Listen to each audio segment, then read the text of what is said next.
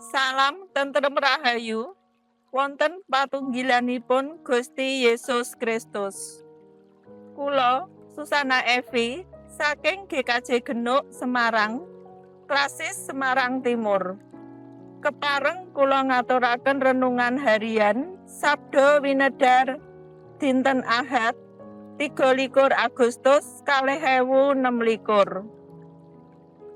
Dasar sabda kapetik saking Matius 16 ayat gangsal welas. Ingkang mekaten suraosipun. Gusti Yesus banjur ndangu, "Nanging tumrape kowe, aku iki sapa?" Menika atur wangsulane Simon Petrus. Paduka Sang Kristus, putraning Allah ingkang gesang. Sabda winedhar menika kanthi irah-irah pengakening pribadi. Ing saklebeting gesang sesarengan ing satengahing masyarakat wonten tatanan-tatanan ingkang damel manungsa saged mangertosi tumindak punapa ingkang kedah dipun lampahi. Tatanan-tatanan punika saged dadosaken manungsa nuwuhaken kegiatan gesang sesarengan ing bebrayan agung. Sinaosa mekaten, saben pribadi mesti gadah pamawas ingkang beda ing bab tertentu. Kanthi mekaten saged kemawon ing gesang sesarengan wonten pamawas umum lan pamawas pribadi. Bab punika wigati awit ing salebeting gesang sesarengan manungsa kedah mangertosi bilih saben pamawas punika saged ndadosaken pangaruh tumrap ing gesang sesarengan.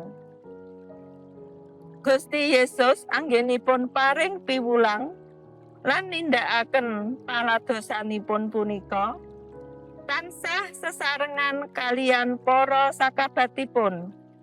Pramila Gusti Yesus saestu pirsa watekipun para sakabat punika. Awit Gusti Yesus pirsa isining manahipun para sakabat lan ancas tujuanipun para sakabat nalika gadah pamawas ing bab tertentu. Nalika ing Kaisarea Filipi, Gusti Yesus kepareng mundhut pirsa dhateng para sakabatipun bab sinten ta panjenenganipun punika. Gusti Yesus ngersakaken para sakabat punika mangertosi lan pitados bilih Gusti Yesus punika saestu Allah ingkang sejati. Kanthi mekaten para sakabat saged nglampahi gesang ingkang prayogi, boten namung muja pepenginganing pribadi. Pramila Gusti Yesus ndangu para sakabatipun kados ing ayat gangsal welas. Salah satunggaling sahabatipun inggih punika Simon Petrus nelakaken kapitadosipun dumateng Gusti. Gusti Yesus paring pangandika mirunggan kangge Simon Petrus. Magepoken kalian wangsulanipun wonten ing ayat 17 ngantos 19.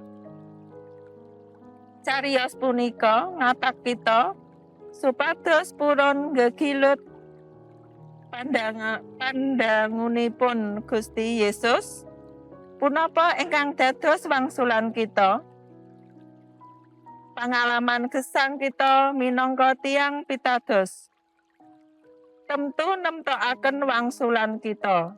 Sinten ta Gusti Yesus ing gesang kita? Gusti Yesus amberkahi. Mekaten sabdanipun Gusti, berkah dalem. Amin.